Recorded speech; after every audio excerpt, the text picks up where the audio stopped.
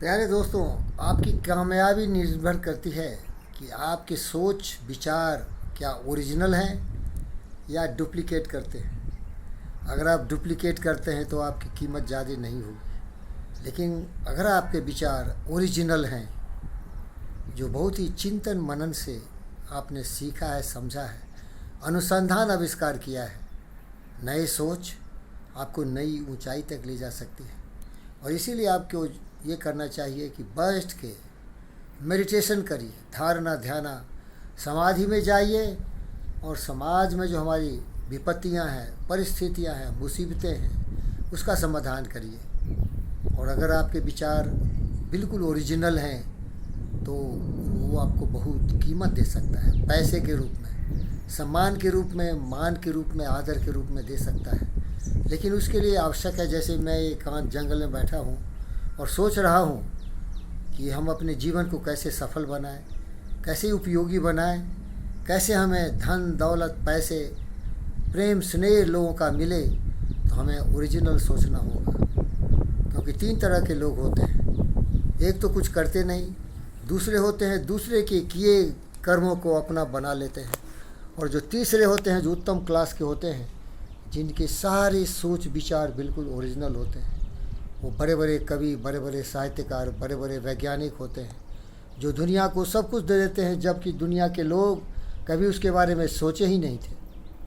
एक बहुत बड़ा उदाहरण मैं आपको देना चाहता हूँ। स्टीव जॉब्स साहब एक बार बता रहे थे कि जब अमेरिका में हेनरी फोर्ड एक जस्ट ऑर्डिनरी मैकेनिक थे, सोच रहे थे कि एक ऐसा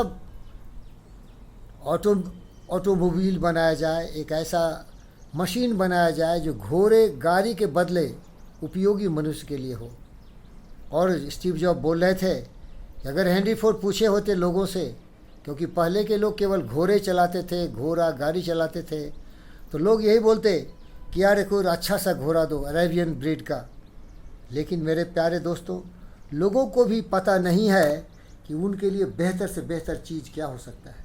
इसीलिए मेरे प्यारे दोस्तों, आप अगर बहुत उपयोगी होना चाहते हैं, पैसे कमाना चाहते हैं, प्रेम लोगों का अर्जित करना चाहते हैं, तो आप एक साधना में लीन हो जाइए, दूसरे से सीखिए, क्योंकि जरूरी है। जब आपके पास बुनियादी ज्ञान होगा, बोध होगा, तो उस ज्ञान की रोशनी में जो कि अभी छुपा हुआ है वो भी आपको दिखेगा। जिस तरह रात्रि में अंधेरे में तो आपको कुछ नहीं दिखेगा, लेकिन अगर आपके पास हाथ में टॉर्च हो, रोशनी हो, तो अंधेरे में भी जो चीज़ है वो दिखेगा। इसीलिए ज्ञानवान, विचारवान, बुद्धिमान बनिए। ज्ञान, नॉलेज तो होना ही चाहिए। उस नॉलेज के रोशनी में कुछ ऐसे छुपे हुए चीज़ों को देखिए। संसार ऐसे अनुसंधानों से भरा पड़ा है।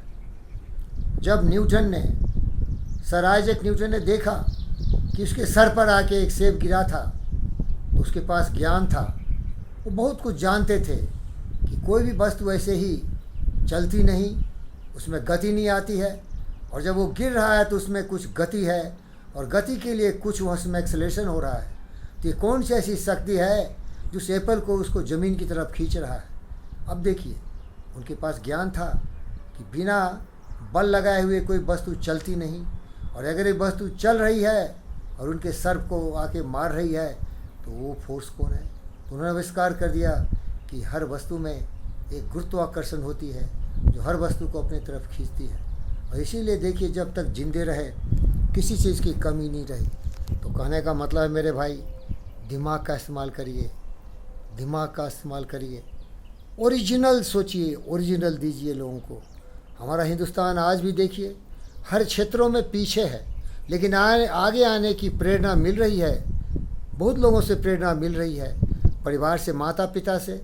जैसे हमारे एक अच्छे दोस्त जो IIT खड़गपुर के प्रोडक्ट हैं, सुंदर पिचई साहब, बहुत कम उम्र के थे, मैं वहाँ PhD कर रहा था, तो उन्होंने 1994 में वहाँ से BTech किया मेटलर्जी में, और फिर आज देखिए गूगल के वो CEO हैं। प्यारे दोस्तों, वहाँ से बहुत लोग पास होके गए, किसी इंडस्ट्री में, कंपनी में काम कर रहे हैं, लेकिन सुंदर पिचई साहब ने अलग सोचा, और आज पूरी दुनिया में हिंदुस्तान का झंडा तिरंगा जल लहरा रहे हैं। तो आप में भी ये क्षमता है। इसीलिए ओरिजिनल सोचिए, सोचिए, 1000 बार सोचिए, हज़ारों बार फेल हो जाइए, लेकिन सोचना मत बंद करिए, अच्छा सोचिए, मस्तिष्क की शक्ति का प्रयोग करिए। इसी में आपका जय जय होगा। धन्यवाद प्यारे दोस्त।